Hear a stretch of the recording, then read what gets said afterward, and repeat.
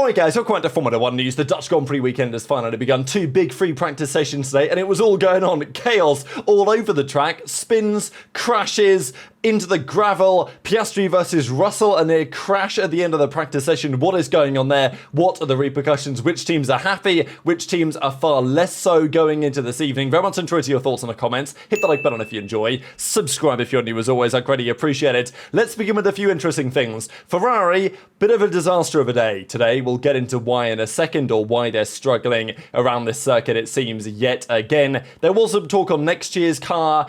Well, 2026, as far as De Ketter and the guys at Formula Uno or Auto Race now are saying, it's a major gamble.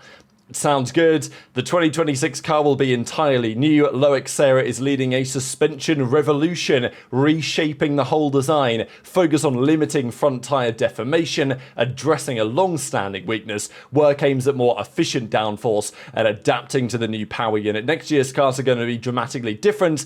Effectively, Loic Serra's first Ferrari, having joined from Mercedes. We'll see. But again, they're going to have to build everything from the ground up. Will Ferrari get it right? That remains to be seen. Couple of interesting things. George Russell, we talked yesterday on his comments about Toto Wolff and the situation at Mercedes. George said, the team's open to discussing and finding a solution. George basically said, look, I'd kind of like a multi-year deal. He didn't say this explicitly, but he did make explicit that they are having conversations between whether his deal is only a 1 year or whether it continues further beyond that.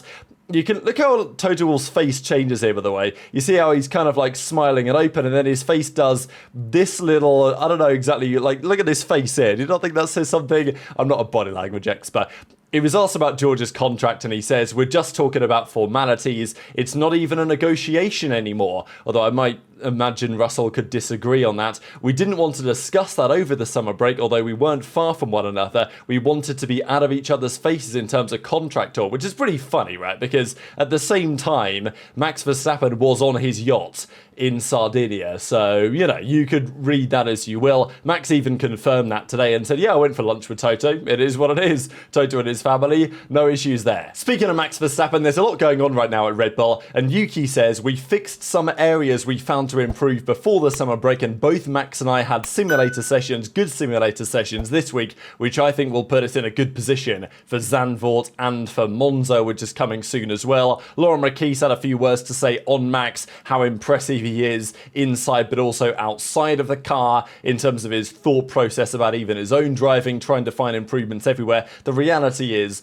the car is not delivering right now what Max Verstappen would like. He was also asked the question by Viaplay, would you like to have a corner at Zandvoort named after you? Because Zandvoort's leaving the Canada again after next year, and it would make sense, I think. And Max even suggested one of the corners that he would like to be renamed, and the corner that he mentions here is actually this one. So this is at the end of the first sector. The first sector ends, you've got this fast downhill right-hander, which you have to be very committed to at the start of the second sector as it kind of goes into that flowing section, into the kind of slow left-hander and all this. But this is fast downhill right-hander, and Max wants this to be, if there is going to be a corner named after him, he wants it to be this one, because as he said to Viaplay, you can't be afraid there, you can't hold back, and he would like that corner to be named after him. Thought that was pretty cool. But there was also some discussion on Yuki and the upgrades. This weekend, Red Bull have actually brought another slight change to their front wing. We'll see that described in more detail in a second. But Yuki finally has all the upgrades on the car. I think Laurent Marquis has maybe had some part to play in this. It just feels that since he's joined, Yuki's had maybe a fairer roll of the dice, which I think might be fair to kind of realise that, yeah, there probably is a bit of that going on maybe when Horner's iteration of the team and then the new iteration with Marquis in, because it seems that they've at least tried harder to make sure Yuki is on the same spec. Red Bull apparently didn't realise that Yuki was actually on a spec that was much worse than Max's. Because for many rounds, there was talk of, damn, Yuki's way off the pace, this guy's terrible, like, get him out of the seats. But Red Bull are now saying, actually, the fact that we didn't have the upgrades on his car was costing him way more performance than we realised. So let's give Yuki another chance, I guess is kind of what it comes down to. But this weekend is going to be big, especially because it's not like that car looked especially good. This is the slight change they've made to that front wing. They've got this new little element here on the front wing that they've added. This is the old spec, this is the new spec. It's basically the same spec as in Spa, but with this newer element they're trying out on both sides. So pretty interesting, I thought, to see that. And both drivers have it this weekend. It's not like, oh, we only made one for Max. No, Yuki has it as well, and we'll see what that does this weekend. So let's talk about practice, because there was rather a lot that was going on today. These are the driver standings going into it. As we know now, it is effectively a 2-horse race at the front of the field, and a few minutes in, it was kind of all going on. The drivers went out on the medium tyres. It was difficult to say really at this point what would be a good lap and what wouldn't. It's right on the coast. It might well rain the rest of the weekend. It might not. It's actually kind of likely that it doesn't really affect proceedings much, but it could always change, right? The weather in these parts of the world. So pretty windy as well. That was affecting many of the drivers.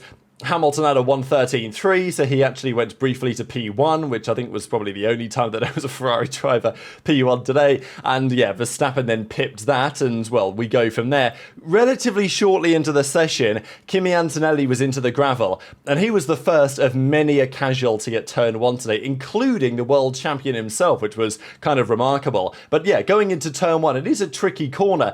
But it's very rare to see so many drivers. We've seen it before, right? Drivers lock up at turn 1. It happens. It's a difficult corner. It's not like a real heavy, all in a straight line braking zone, because the corner kind of opens up into that bit of banking. There is, not too much of the braking zone. You're actually in a straight line. You start to turn, and as soon as you start to turn and you don't have enough load into the tyres, you're cooked. You're off into the gravel. And he actually got beached here, which was pretty bad, right? Because if you keep it going, then at least you keep doing the session. But if you get beached, your car's got to be recovered, and that's it, right? It takes until the end of the session for the team to get their car back. There's no chance that you can rejoin the session. So Antonelli, after a tricky few rounds, he even said that his off-season was a nice relief, really. I think his summer break was a nice relief from what's been a stressful first part of the year for him. And then he said, oh, well, I'm feeling good, going to come back in. And then his first session back in the car doesn't really have a great time of it, and he was asking the question, can I join, can I rejoin? But the answer was no. Now, Lewis Hamilton had a couple of pretty spectacular spins today. Now, if he hadn't saved this spin, he might well have been in the wall, but it's a pretty rare spot to see a couple of the spins, and I think, again, is very indicative of the problem that Ferrari is having, and especially the problem that Hamilton is having with it, right, in terms of the performance of the car at the rear. It seems like they've tried to make the car a little bit more maybe responsive at the front ends, but Hamilton went into what's effectively here turn 3, maybe took a little bit too much curb, but as soon as he was back on the throttle, the rear end just stepped out on him, and he saved the spin. He put it back in a straight line, but obviously he destroyed that set of medium tyres. And there wasn't the only time that it happened today. It happened a couple of times where Hamilton was believing that the rear of the car was going to hold on, but it simply didn't. So yeah, Ferrari are a bit of a mess. Hamilton maybe continues to struggle after the summer break, but at least we got some pretty spectacular shots out of it, right? Like, if you're going to go down, maybe at least you go down in style, which is maybe what Ferrari are doing this weekend. This was Lance Stroll, not a happy bunny, with Yuki Tsunoda in front of him. Just, I don't know what Yuki was doing, dawdling on the racing line, really. It is tricky through here. This is coming up to that corner that Max mentioned, wanting to potentially get renamed after him, because it's a thin track, right? Like, it's not like this is incredibly wide like some circuits are. There's only so much you can do here. You can, of course, get out the way, but it is ripe, let's say, Zandvoort, for certain impeding instances, and we're not going to see any penalties of that from today, but maybe over, well, certainly tomorrow for qualifying, as we know.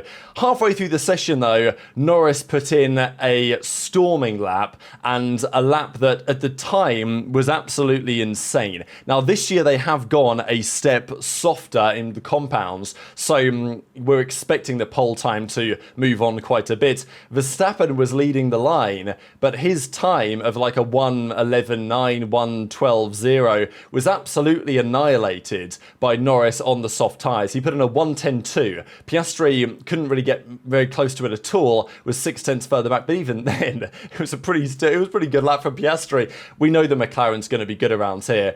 But just the margin, right? Like the fact that Norris and Piastri came out on the set of softs and just put on like just an insane margin on the fields, a margin which you wouldn't expect to get just from that choice of tyre compounds. Turned out, though, that the driver in third was actually, at this moment, the driver in fifth. We'll get to that in a second. But before that, we just got to talk about Ferrari. Charles Leclerc does not expect their car to work especially well around here. The demands of the circuit don't seem to suit the Ferrari's tendencies massively. Although they did pretty well in Hungary, all things considered. Leclerc could have been on pace to win that Grand Prix, and that was a higher downforce track. So maybe there's still something to come from Ferrari if they get it right, but it doesn't feel like any of the work they've done to prepare for this Grand Prix really got them off on the right foot today. And Leclerc was on the radio saying, look, let's not care about what times Lando's doing. We want to care about where we are because we are miles off, like miles off. And you know, it was one of those days where Hamilton and Leclerc were putting in some solid laps. They were both within like half a tenth of each other, right? Maximizing what the car could do. And they were both like 1.6 seconds off Lando, right? In the McLaren, it's like, hang on a second, that is quite the gap for them to try and find overnight. We're also really getting now the glimpse of that Norris-Piastri rivalry, even internally at McLaren, right? Because at the end of the day, Norris's engineers want to win. Piastri's engineers, they want to win for their guy as well. So Norris's engineer is on the radio saying, look, Oscar is taking these lines. This is what he did last year. This is what he's doing this year. And it's like, damn, it's only FP1. And already we've got the race engineer of Lando mid-session saying, hey, maybe try this, maybe try that, to try and give him a slight leg up. Now, after the session was over, we got, again, another remarkable moment, because you don't see Max Verstappen make mistakes like this very often, but he came off the starting line. And as he went to break into turn one, look, whether it was a gust of wind that he didn't expect or whatever, but he effectively took a bit too much speed in and then came careering over the gravel and again got himself beached. This was after the session was even over. So you don't see that very often. Look, if you are going to beach the car at turn one, do it after the session's over, I suppose, as long as you don't damage the front wing. And Max was like, yeah, well, I'm stuck. He also rubbed a load of gravel out of the car. That was pretty funny, just in case it caused any damage when the car was getting towed into the sky. But the free practice one results were Lando, Oscar, and then Lance Stroll, P3. And the Aston Martin is looking just that little bit dangerous. We saw it in Hungary, was very solid. And again, it seems on a higher downforce circuit, the upgrades that they have brought have actually made their car pretty damn competitive. Still, they were half a second off Lando. But that was still a long way better than Albon, better than Max, better than Russell, way better than the two Ferraris down in 14th and 15th. As I say, their lap times were within a tenth, 0.009 seconds. So that's what the car had, right? I know they did their lap a little bit earlier, but that is what the car had, and it was 1.7 seconds off what Lando Norris did at the end of the session, right? So not pretty. Leclerc was on the radio saying, what are we playing at right here? And this was a pretty wonderful graphic comparing Ferrari against Kix Alba. Like, if you'd have showed me this graphic last year, I'd have been like, you got to be trolling, right? There's got to be clearly something amiss. Some of the data, is this qualifying race, it's qualifying data for Kix Alba versus FP1 for Ferrari. What is this? But no, this is perfectly equal equivalent data today and showing that Ferrari were really not faster much of anywhere against the Sauber. So it's not a great sign, but we've come to get used to it. But speaking of Aston Martin, unfortunately for Lance,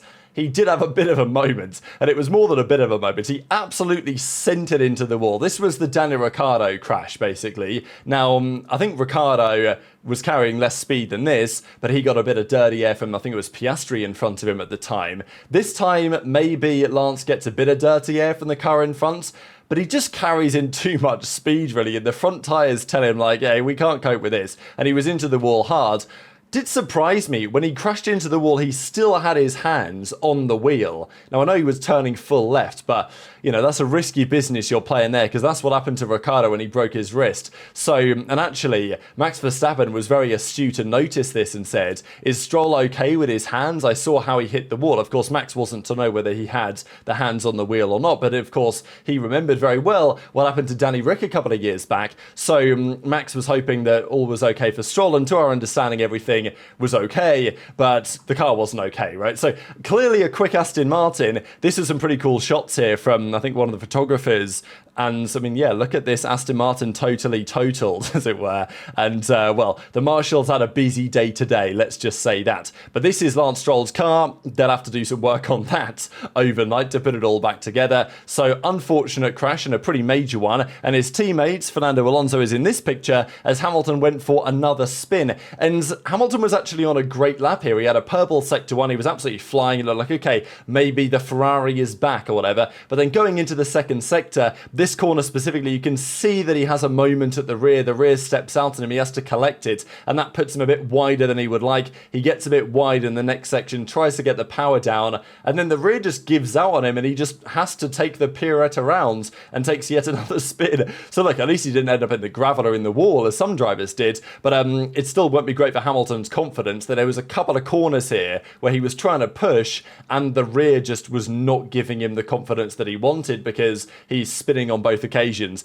And this could have been interesting to see what this lap would have been at this context in the session, because it started well, but then, as we've seen before with this Ferrari, and maybe with Hamilton driving it especially, there's some debate on that the rear tyres overheat throughout the qualifying lap and make it far more challenging to hold on to the car as time goes on. Now, look, Hamilton, because of that, was further down here, but he did put in a better lap shortly, as we'll see. But Leclerc, he did a fast lap at the same time that Hamilton did his, and he was a second off where Lando was. Lando was at a 109.9. Alonso was the closest man to him at a 110. Actually, no, it was a 109.9 as well. And then Oscar just slotted in slightly further behind. Russell was really best of the rest. It would have been really interesting to see what Stroll could have done if he'd have been right there. But yeah, Aston Martin, these high downforce tracks, they seem to be coming good with these upgrades they've brought. And Newey apparently hasn't had much to do with it, right? So maybe that's promising for their progression, let's say, back to next year. But Leclerc was a second off.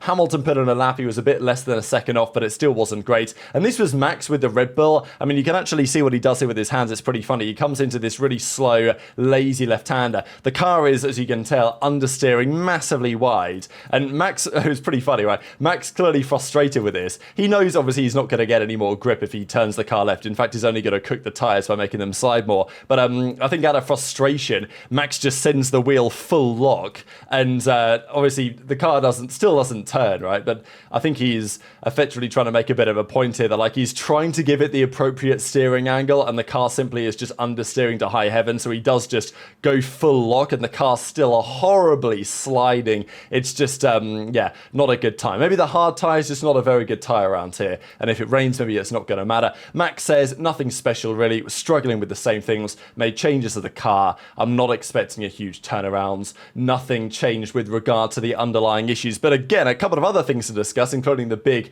Russell Piastri thing. This was Albon in the same spot at turn one. He locks up, it had a really big lockup actually into turn one. He does hit the wall this time and damages his front wing, and then he tries to reverse out and gets beached in the gravel. So what was interesting about this is just at the same time that he was setting that lap, or well, he tried to set a lap anyway, Sainz just set a purple sector one, but unfortunately couldn't finish the lap because Albon, his teammate, was in the wall. So I would have been really interested to know what Sainz would have done had he been able to complete that lap, to see where the Williams is this weekend, because it's looking more competitive than the timesheets at the end of the day suggest, I would say. Now, this was probably the most controversial incident of the day, really, is Oscar Piastri on the right-hand side and George Russell is here. So Piastri turns up into the pit, and we actually see it. I don't know if they did they make contact here? He goes to the left-hand side. I don't know if there was actually contact. It was certainly close to it. But anyway, Russell comes into the pits. We've got Piastri in front of him. Now, Piastri turns into his pit box, but his pit crew basically tell him to go around. Now, he doesn't look at the mirrors, and maybe there's no time to look at the mirrors, but anyway, pulls back out to the left. Russell then realises there's about to be a collision here and narrowly avoids it. I mean, this could have been really bad, right? Like, yeah, these cars aren't travelling that fast, but if there's some sort of collision here, you're going to have some parts and some cars potentially flying into a ton of people that are standing in the pit lane on the sidelines as well. So George was like, damn, this guy just turned into me. What's this clown playing at? And understandably, they looked into it, right? well, it's pretty funny that the FIA, I don't know what these guys are doing sometimes, they actually summons Lando Norris initially. Everyone knew that there was Oscar in that car, but instead they summoned Lando, and then they were like, oh, sorry, let's summon Oscar instead, and you don't have to bother coming, Lando. But there was a time where both of them had been summoned, and Lando was probably thinking, I don't know what you're talking about. Now, they have had a conclusion to this today, and they've said the following. This was practice. It was never going to be like, oh, Piastri should get disqualified from the championship or whatever. Yeah, it was a big deal, and Piastri should have been more careful there and should have checked his rear mirrors. And there was lots of discussion about it in the community today as to what sort of punishment this could be. Could it be a grid penalty? Could it be something of that descript? And it was a pretty bad moment, to be fair, from Piastri and also from his team. But it was free practice. Like, there was never going to be anything crazy happening here, right? Like, there was never really going to be a grid penalty for this. Even if you think it's justified, it's just not how things go for free practice. The eventual punishment was a €5,000 fine to McLaren. So, like, the stewards are going to have themselves a nice steak dinner tonight, I'm sure. But McLaren, this is what they say. As car 81 approached the pit box, the entry was blocked by team personnel pushing a rear jack. Another team member signalled car 81 to go around next to the pit area, which they did. In doing so, he turned back briefly within the fast lane and thereafter entered the pit box. As a result of this, car 63 had to brake heavily and take evasive action. No collision was caused, but it could have done. It could have resulted in injury to one or more personnel in the pit lane. The team acknowledged the driver was not warned and also recognised they could have managed the situation better. We agreed that the team should have taken more care in managing the entry, and they didn't blame Piastri for it, and they give a €5,000 fine. So that's what happened. I know there were some looking at it and saying, like, is that it? Right? That's only the punishment for what could have been a pretty major incident, to be fair. But that's what Piastri got away with today. But Lando was quicker than him in both sessions, a 10th up today, and actually Piastri's lap was just behind Fernando Alonso, so makes for a pretty fascinating tomorrow. And these were the final numbers. Hamilton in the Ferrari, I nearly said Mercedes, 8.5 tenths back. Leclerc was a 10th further back than that. Tsunoda was 7th, about 3 tenths off Max. Max was 5th. Russell was kind of best of the rest. Antonelli was certainly way further down after wanting to get some more mileage in after earlier in the day. The Williams were more competitive than this shows that they were, so very much enjoyed your thoughts as ever in the comments section below. But quite the day of action. Hit the like button if you enjoyed, subscribe if you're new, take care, and I'll see you next time.